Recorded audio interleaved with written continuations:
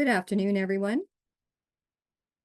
I'm Catherine Berkman, Associate Director of Knowledge Transfer and Exchange, and on behalf of Dr. Jack Callahan, Director of the Center of Research Expertise for the Prevention of Musculoskeletal Disorders, or CRE-MSD as we are more commonly known, we'd like to thank you for joining us today for this free webinar on improving management of physical and psychosocial hazards, a participative hazard identification and risk management APHIRM Toolkit.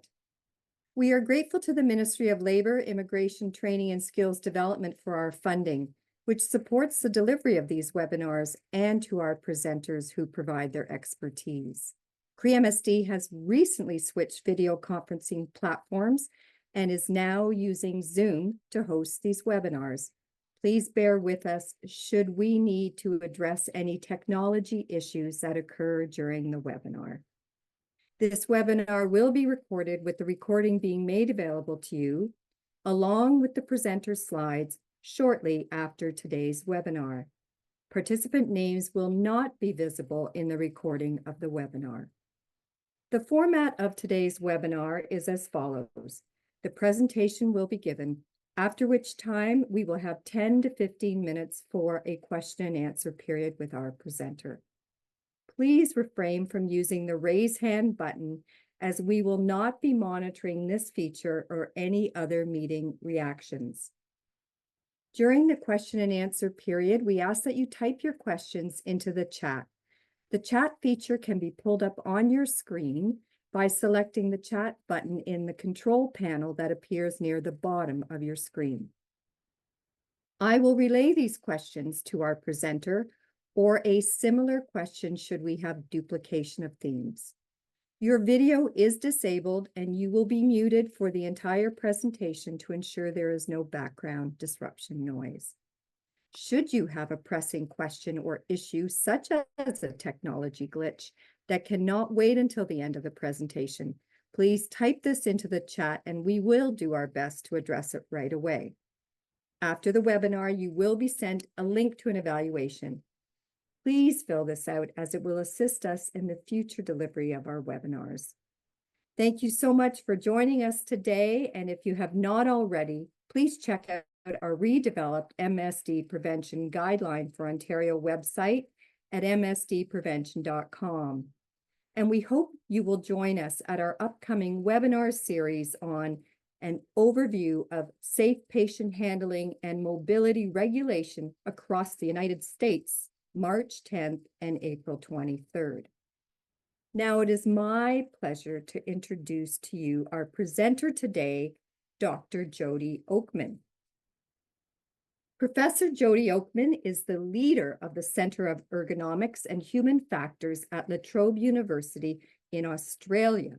It's very early morning for her, so thank you so much, Jodi, for joining us. An accomplished ergonomist and human factors specialist, Professor Oakman has transitioned from a diverse range of industry roles in academia, where she now leads research aimed at enhancing both physical and mental health in the workplace. Her innovative translational research includes the development of the APHIRM tool, which aids organizations in mitigating stress-related mental health issues and musculoskeletal disorders using a participatory approach. Currently, she leads research which is based in systems thinking and principles of implementation science to advance work-related health and well-being and support sustainable workable lives. No stranger to CRE-MSD, Jodi recently spoke at our October conference and provided a special lecture for us through our Hallman series. Thank you again so much for joining us. We can't wait to hear what you have to share today. Thanks, Jodi. Thank you all for sticking around at the end of your work days, wherever you are. It's the start of mine, so welcome. So today I'm going to talk about the toolkit, a little bit about the background, why we actually developed the toolkit, and then I'm actually going to get you to participate in using a part of the toolkit. So have your phone or some device that you can actually do the survey part of the toolkit later on in the presentation. So let's get going. Before I get going, I'd just like to acknowledge the traditional owners of the land on which I'm on here, and pay my respects to Indigenous elders past and present, and extend this respect to any Indigenous participants joining us today. So I just want to think a little bit about why we're here. And one of the things that we're seeing a lot in workplaces is the need for some change in the way we currently approach the risk management of MSDs. We're seeing shifts in people adopting a more comprehensive approach, but that shift is, fair to say, patchy and differs across different industry sectors and different occupations. But there are a number of barriers that exist, and I'm going to talk a little bit about what some of these are. But just to remind people that really early identification of workplace hazards is really important part of sustainable employment, and really at the premise or the underpinning rationale of what I'm going to talk about today. And that's the reason that we developed the toolkit, to address the sort of current research to practice gaps and to support the management of targeted strategies to reduce MSD risk, and strategies that are really targeted at your workplaces and the work groups within your workplaces. So today is really to increase the awareness and knowledge around psychosocial hazards in the development of musculoskeletal disorders. And I know some of you will have really good understanding of that role, so I'm sorry, and some people will have less of an understanding. But really, they need to understand that because it underpins the APHIRM Toolkit. And I'm going to show you, or increase your awareness around the APHIRM Toolkit and how it integrates the physical and psychosocial hazards in MSD prevention. So I want you to think about how effective the strategies in your workplaces that you're using are to reduce MSD risk. And I'm going to come back to that at the end and get you to think about that in light of what we talk about today.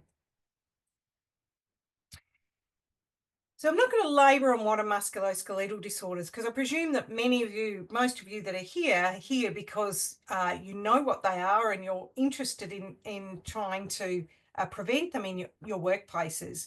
But just to remind us that these develop over a long period of time, and our symptoms start, workers' symptoms start, they might get a diagnosis at some point, and this may or may not lead to a workers' compensation claim. One of the challenges is that we do not enough at that really early symptom start, so around hazard surveillance, and we focus a lot more on injury diagnosis, which is somewhat flawed, because in workplaces, the diagnosis of injury is not really relevant. It's what people can do. It's about capacities. And so what I often do is try to pull people right back to actually understanding what it is, that is causing people's symptoms when they start, so that we can put in place targeted control strategies then, and try and prevent some of this movement into the claim cycle, which we know is very difficult. Our compensation schemes don't help, because they often ask us to pinpoint points in time at which injuries occur. And for many people, as you know, probably from your own experience, most of us, that things usually don't happen, or they happen due to exposure over time. We have perhaps a grumbling back, and then we do something, and that triggers it to get worse. So we really need to think about this really early stages. So there are many causes of musculoskeletal disorders, and these are both the physical and the manual handling or physical hazards. And most of us are familiar with those biomechanical loads, because they're things that are very tangible: pushing, pulling, lifting, those sorts of things. And the psychosocial hazards, I'll talk a little bit about what what they are in a moment. But both of these can cause a stress response. And this is a physiological process. This can be hard for people to get their head around, that this is actually something that, should we measure it, should we take a blood test, we would actually see changes to people's hormone levels, and different, we'd be able to measure the stress response, but it's not really ethical to take blood samples in workplaces, so we don't do that. But either of these pathways can result in either this biomechanical pathway with a higher muscle tension, increased load, or the psychosocial hazard pathway, where we lead to this sort of changes in our central nervous system and autonomic nervous system. But mostly it's exposure to both. And we see a combination of these exposures, and this leads to an increased MSD risk. It's a complex puzzle because workplaces are complex, and the hazards that workers are exposed to arise from both the design of work and the individual tasks that we do. And so we have to think about, in our prevention approaches, that we make sure that we're thinking about where those hazards arise in workplace systems. Skip past that. Our evidence, one of the things that we know is that the current MSD strategies that we use don't always reflect research evidence. As I said before, it's highly variable, but mostly we see a continued focus on the physical aspects of work and less attention to the psychosocial pathway that we saw there. Certainly in Australia, we're seeing an increase in knowledge around the psychosocial hazards in relation to mental health. And that's a challenge, because what that means is if managers and supervisors or OHS people believe that there's no mental health issues in their workplace, then they may choose not to incorporate psychosocial hazards into their risk management plans. So, a number of barriers. These include the insufficient focus on psychosocial hazards. And the other one is low levels of worker participation. So when you're looking at psychosocial hazards, you have to involve workers, because they are the people that can tell you what those psychosocial hazards are. We can't observe them. And so we need to ask workers. And this can be challenging for workplaces to really embrace asking workers what the issues are, because you may find out things you don't like, and then doing something about them once you've got that information.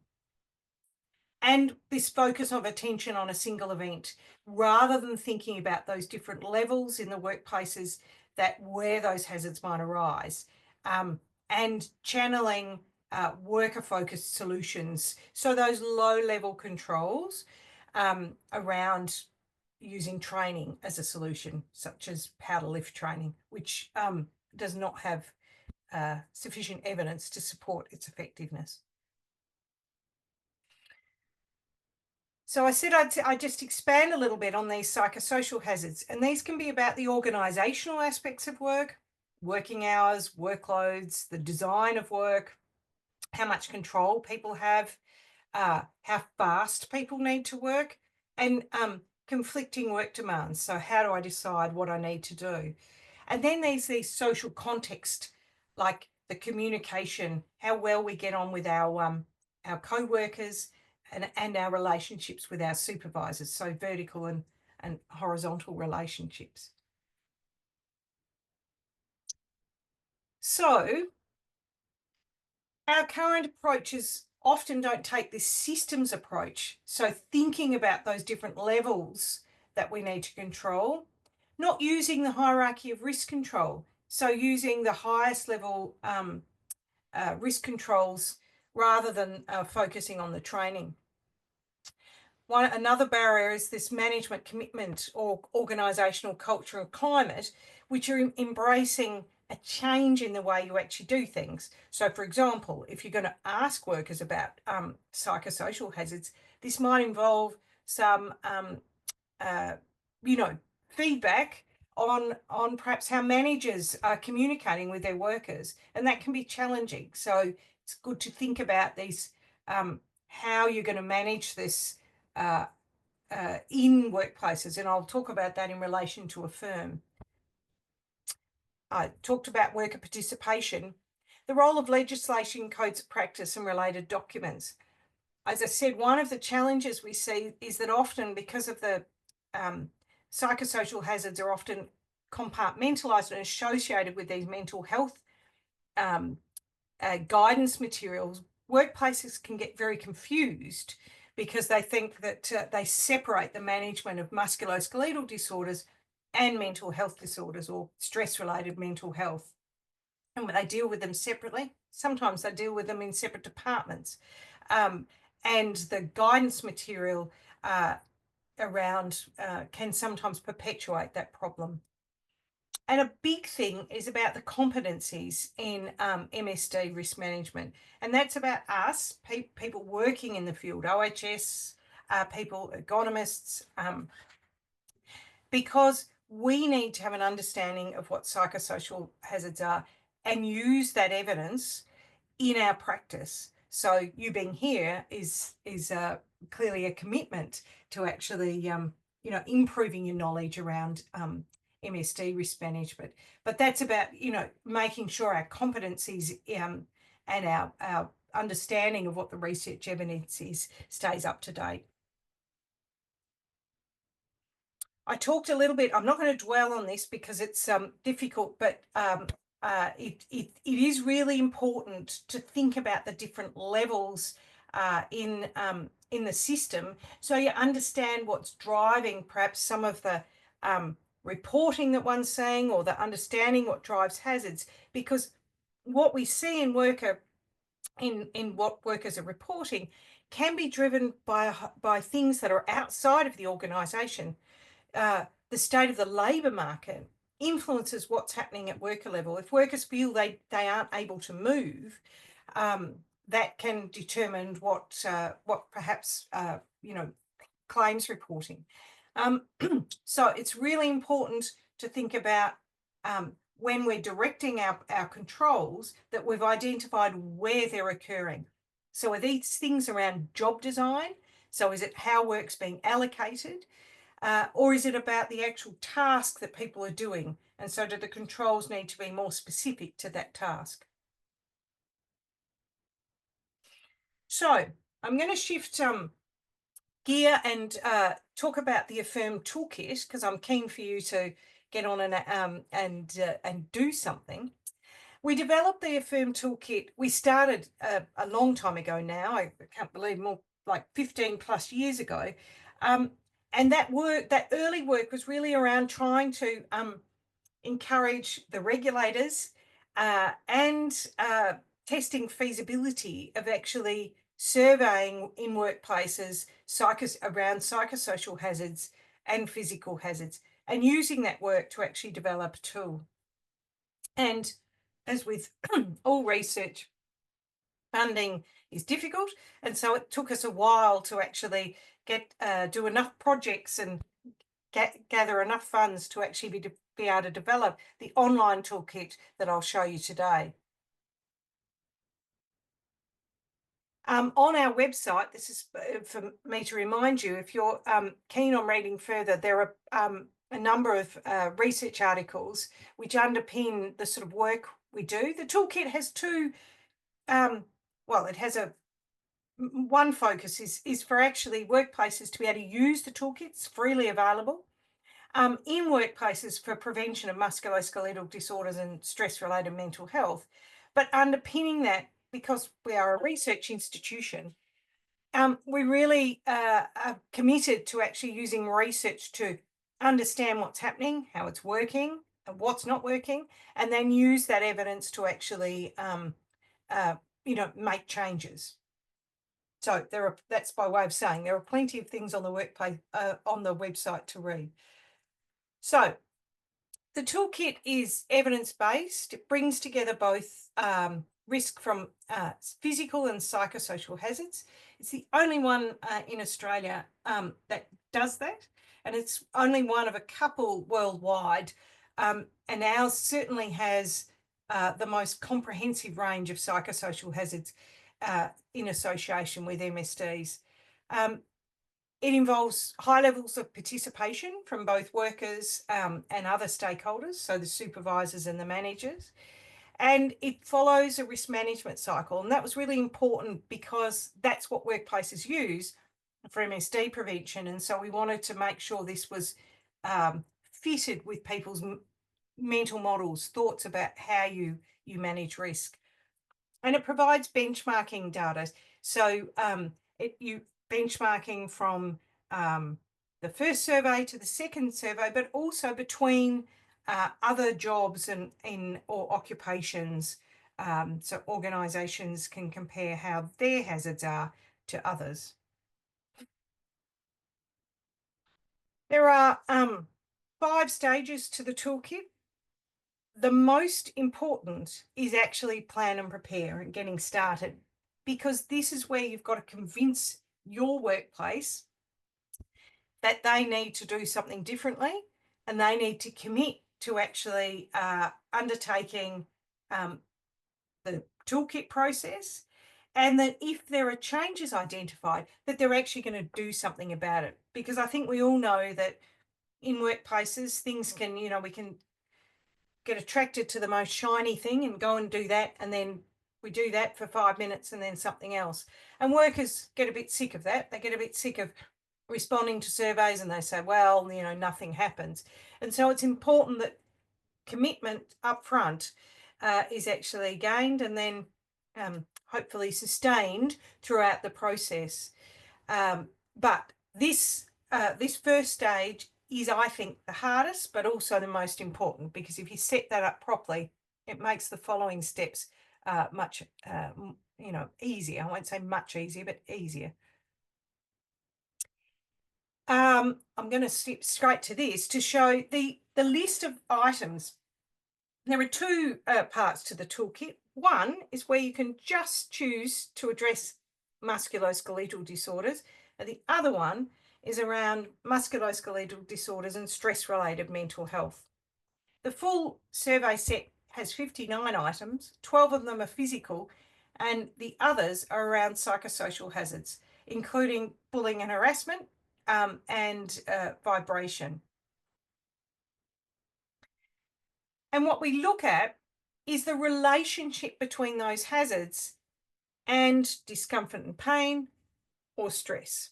And we measure pain and discomfort around 5 body areas. And then we look at the relationship between those hazards and that, or between the hazards and the relationship between these ratings of stress. And the stress measure is drawn from a very well-known survey, Copenhagen Psychosocial Questionnaire. So it's been tested and validated in a range of different situations. So what I'm going to do now is encourage you to have a look at not now, please, later on, is to have a look at the website. And the toolkit is free to register, so you can register for your respective organisations, and you register through the website. Once you've registered, and you log in, what you'll see is this. And the toolkit manages this. This is the sort of toolkit platform. And what you can see there is all the different stages of the toolkit and where your organisation is at. The toolkit functions through looking at work groups. And a work group is a group of workers doing similar work. And in your respective workplaces, you may have a group doing what we're going to use today is we're going to think about personal care attendants. And what you would do is actually use the work group that has a similar management structure, and that's the group that you would survey and develop the risk management plan, because we know that that's where, that's the area that we actually need to target. All right. So what I'm going to do now is actually get you to do the survey in the toolkit. So the survey is the platform, I guess the data that will drive the rest of the toolkit process. So the development of an action plan, and it enables you to get feedback from workers about what are the most important hazards in their work group. So it's very specific and very targeted. So what I'm going to do is ask you to get out your phone or device and click on the QR code. You can try typing in the link, but the QR code's the most straightforward. All right. So what I'm going to do is ask you to do the survey as quickly as you can, but thinking that you are a personal care attendant. So this is the person works in nursing home, that the personal care attendant does the sort of daily care for aged care residents, lots of running around, busy jobs, really important work, but not so highly valued, certainly in Australia. We don't pay aged care personal care attendants very much. So that's the framework that I want you to have when you're responding to the survey. So I'm going to just turn my camera off for a minute and give you a few minutes of quiet to actually do the survey, and then we'll come back and have a look at the results. So as soon as the survey's finished, we can generate a report such as this. So this is one I saved earlier for moments when the screen freezes. So the report takes probably 30 seconds to generate. And we can see here that it tells us how many people completed the survey. Of course, there were many more than that. How many people had pain and discomfort. It shows the pain and discomfort across the 5 body regions, and it gives you a score for stress, mental health. But the really important thing here is about what the hazards are. And it gives you the top 5 hazards for MSDs and the top 5 hazards for mental health. And these are the relationship between those survey items that you've actually filled in and the outcome, the pain and discomfort or the stress. And these now will form the basis for the next steps of the toolkit. And if we were doing a longer session, we'd go through those different steps and you'd get to try that out, but that's not for today. All right. So the next step in the toolkit is actually understanding what causes those particular problems. And so for each of those top 5 hazards, we'll get some feedback from workers through the portal. There's a link we can send workers so that they can provide some feedback. It can be done in a group, be done individually. And then we understand what's causing, for example, often lift or have to carry moderately heavy things. We'll then use that to actually develop an action plan. So what are we going to put in place to address those particular hazards? And all of these reports are generated from within the toolkit. So one of the advantages then is that everything's contained in the one spot, because we know that what can happen is people change, they change jobs or change roles, so they're not involved in may not be involved in the use of the toolkit. And so this can be handed on to the next person.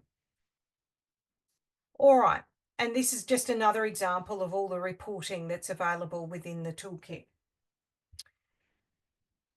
So, in summary, there's a substantial evidence base which supports the role of physical and psychosocial hazards in the development of musculoskeletal disorders. And we do need to change our current approach to really make sure we're adopting a much more comprehensive approach to the risk management of MSDs. But there are a number of challenges in actually doing that. And that's why we developed the toolkit. And this really sort of, we'll call it a taster of the toolkit, is really to pique your interest. And you can go along and have a look at the toolkit. Within the toolkit, there's a whole bunch of different videos that you can use to actually understand the different steps that you move through.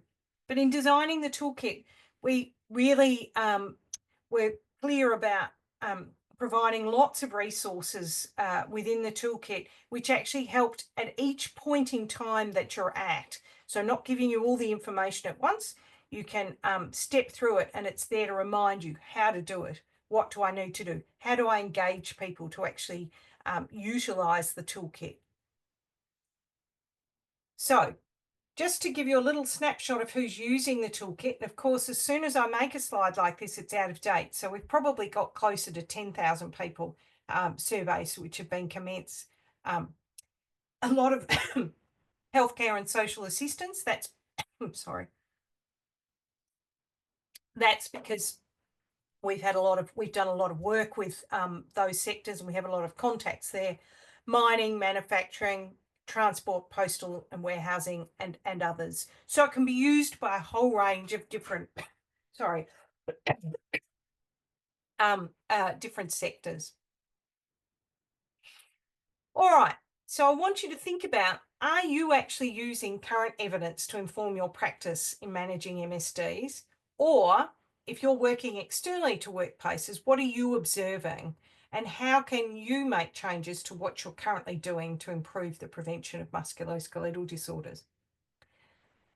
I'll just refer you to some case studies on the toolkit, which really are in four different organisations, and we really wanted to capture what worked for people and then what didn't work. So what were the challenges? And I think one of the key take-home messages across the different organisations is that what the toolkit did was enable a dialogue between the workers and their managers or supervisors that they didn't have, particularly around those psychosocial hazards and some of those issues that can perhaps be challenging to talk about.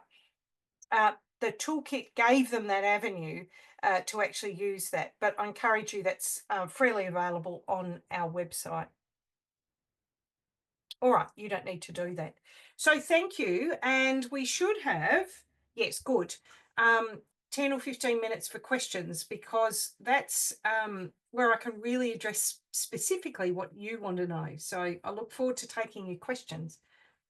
That's great, Jodi. Thank you so much. I'm sure people are very anxious to ask some questions, and I will Right. monitor the chat as they come in. Did Yep. you let us know how many different countries are using this? The data you gave us, was it from Australia? Yes, that's for, no, that doesn't mean it's from Australia, but that'll be mostly Australian data.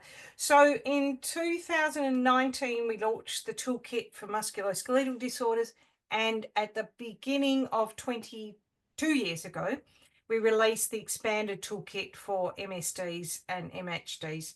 So mostly it is Australian data. We do have some countries that are looking at developing something similar, but in their language, because clearly it's only for organisations where with English as their primary language. We have a question here about medical conditions. I'm curious why there's not questions about medical conditions or pre-existing conditions a person may be experiencing, as that might contribute to their fatigue or stress. Yes, so good question, but this is a risk management toolkit, so it's about work-related hazards, and so the framework for actually developing that action plan is based on what the hazards are at work. So what the person is asking is true, but certainly in Australia, that may require specific adaptations or modifications for them, but that wouldn't necessarily be relevant for the whole work group. So that would be very hard to deal with in a risk management toolkit. So we don't ask questions specifically about that. The other thing is that some of that those questions that would be around an individual, and this is specifically not targeting individuals, it's targeting work groups. Okay. Can you, and I'm not sure if you can, but do you have data where you can share the top 2 or 3 recommendations for risk control interventions that have addressed both physical and psychosocial risk factors simultaneously? Is that a question from someone? Yes. Yeah. So that's an interesting question because in short, no, because the toolkit, what I see, all right. So at the back end of the toolkit, I can see the raw data, but it's anonymous. Mm-hmm. The front end, where you develop your risk controls and you get those reports, I can't see those. So I can only see the survey data and that aspects. I can see where people are in the toolkit, but I can't see that level of detail unless people share it with me. They do sometimes for various reasons. And so what organizations are developing, I don't know. So so I can't. It'd be a great project. Okay. So This is a marketing question, Jodi. Someone in Canada is saying they've yep. been trying to engage paramedic services, but they've had resistance. This tool is great because it shows the connection between the physical and psychosocial. Are you aware of any techniques or strategies that organizations who have talked to you about using the toolkit have used to encourage the adoption by organizations? Yes, that's a good question because so two things. I'll answer first. I have a PhD student who is using the toolkit in paramedic organisations. So how familiar people are with Australia, but in one of the states, they're usually they're state-based. The paramedics, the ambulance associations, and so she has done an implementation of APHIRM in in the paramedic organisation in Queensland. So so you're right. It was challenging for her to get agreement to actually implement the toolkit. And it would be great for her to be here and she can give you all the tips and tricks that she actually used. And she spent a lot of time up front getting engagement from the senior management. Sounds like the person's from a works closely with the paramedics, and I'm sure it's no different there. Very hierarchical, so she had to work out strategies to engage the hierarchy to get that to work. I'd like to say it was all smooth sailing after that, and it wasn't. And where for her, one of the challenges was around the action plan implementation. And to be fair, I said the first, getting buy-in is the most difficult, I think, and the second most difficult thing is implementation of the action plan, because organizations go, great, we've got this nice shiny action plan's great, and then nothing. So it is difficult, but every organization, I think the message is that the strategies for organizations will differ, because, as you know, they have different buttons that can be pushed to engage them. And within the toolkit, in a different presentation, I would go through all the resources in the toolkit, but there are resources such as PowerPoint slides, which can be modified.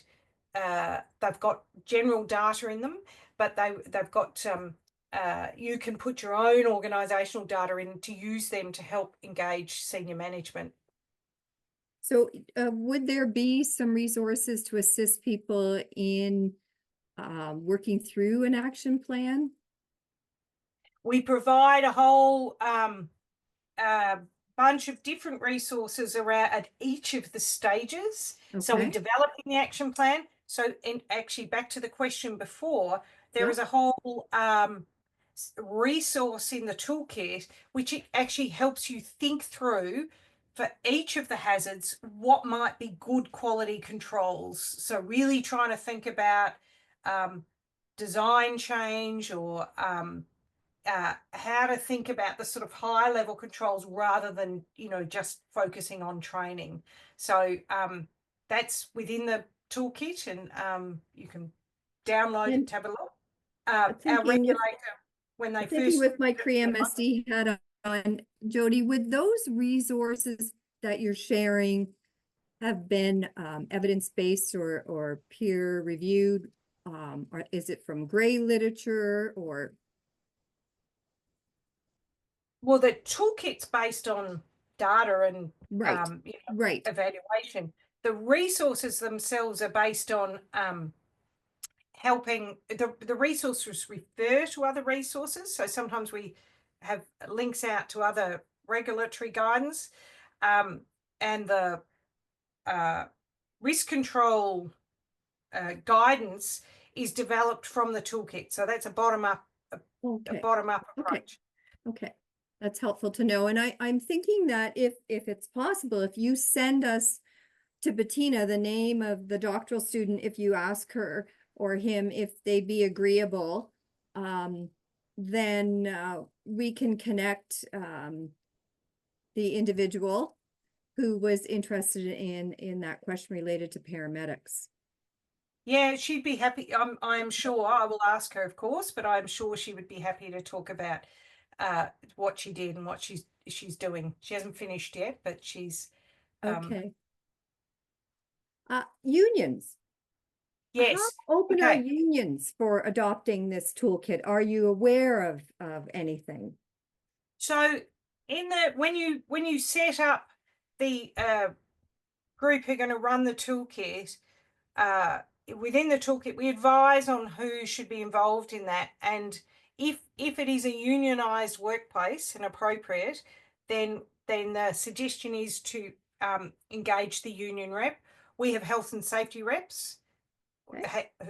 They may be union reps as well or not, but we would advise in engaging them. I have worked with unions in different projects to engage with them. My advice is to you know, engage them early in the process so they understand what's going on and why you're doing that.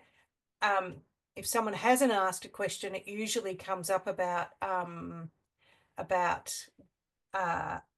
anonymity. So the data, the survey responses, there's no data attached to that, with the exception at the end where you're asked for your phone number, which is stored as a code, not as a phone number.